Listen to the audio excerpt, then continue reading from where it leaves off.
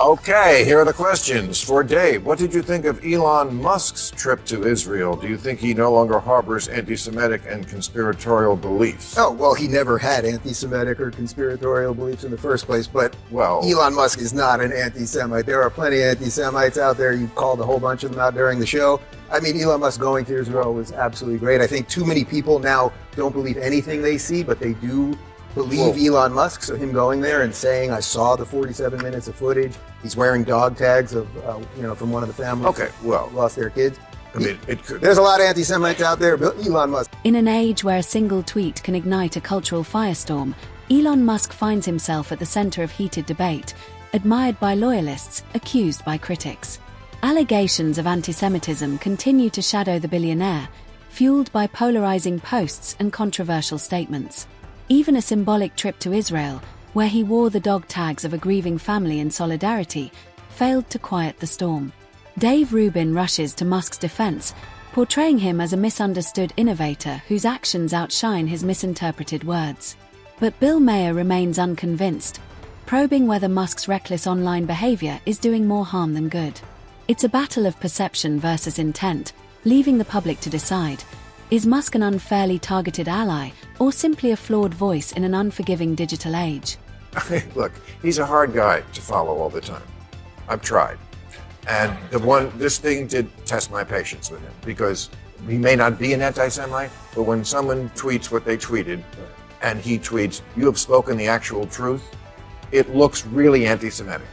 So, I mean, come on.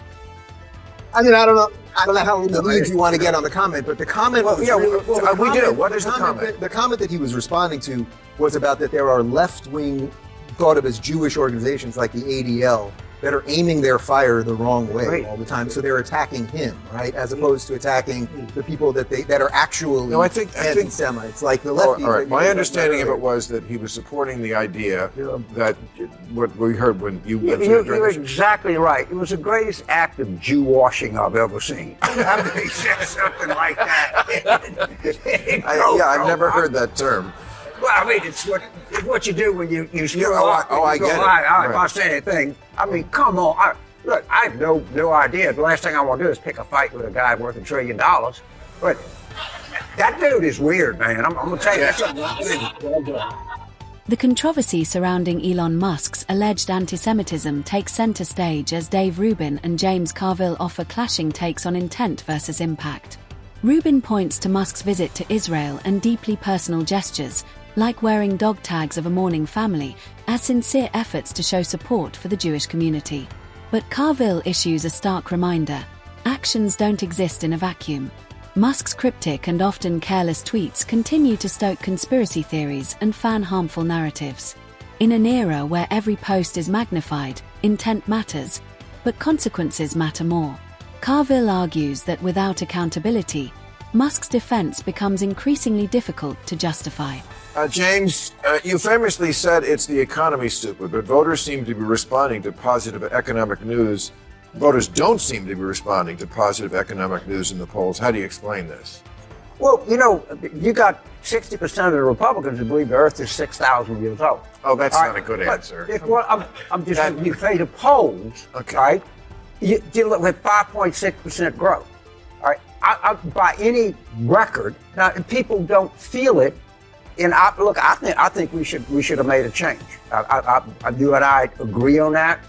And I don't know how much of it is that they can't see beyond the president. The cost of living has hurt people. But you just can't look at this economy and go out and say this is a bad economy.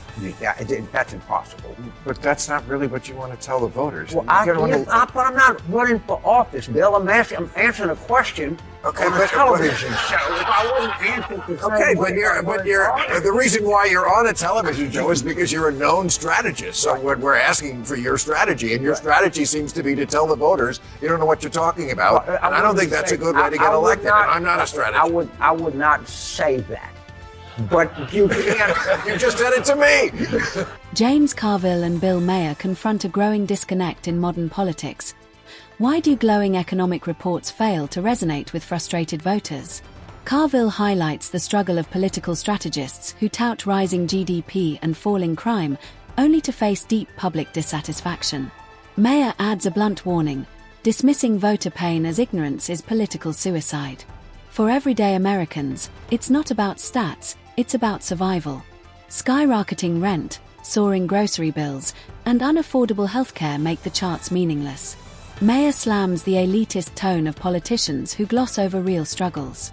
Both agree, unless messaging speaks directly to working-class pain, wages, housing, and affordability, public trust won't just fade, it will collapse. Mike Johnson, he's from your home state of Louisiana, the Speaker of the House. I read today he wrote a foreword in a book that describes to conspiracy theories and homophobic insults. I thought, Mike Johnson wrote the foreword to the Bible? Do you think Mike Johnson can hold his party together now that he has taken the mantle? Well, first of all, I don't think he can hold his party together. Second of all, you're exactly right. Mike Johnson and what he believes is one of the greatest threats we have today to the United States. When I promise you, I know these people.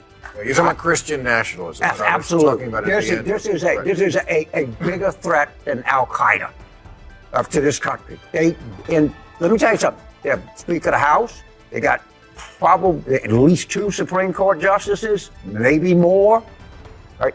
Don't kid yourself. And people in the press have no idea who this guy is, how he was formed, what the threat is, and this is a fundamental threat to the United States. It is a fundamental. They don't believe in the Constitution. They'll tell you that. Mike Johnson himself says, "What is democracy but 2 wolves and a lamb having lunch?" That's what they really, really, really believe. And to say, "Oh, come on, man, that's just some crazy shit." No. They believe that, and they're coming, and they've been doing it forever. They're funded. They're relentless. And, they probably won't win for a while, but they might. No, and if they do, the whole country blows a gas. You just have to look at that painting. I think it's a Kincaid painting that a lot of them like, where Jesus is handing the Constitution to Thomas Jefferson. I mean, if you could look at that and go, that's the way it... James Carville delivers a stark warning about House Speaker Mike Johnson, branding his Christian nationalist views as a direct threat to American democracy. He draws comparisons between Johnson's ideology and other forms of extremism, arguing that fusing religious doctrine with government power erodes the nation's pluralistic foundation. What alarms Carville most is the media's casual treatment of this dangerous rhetoric.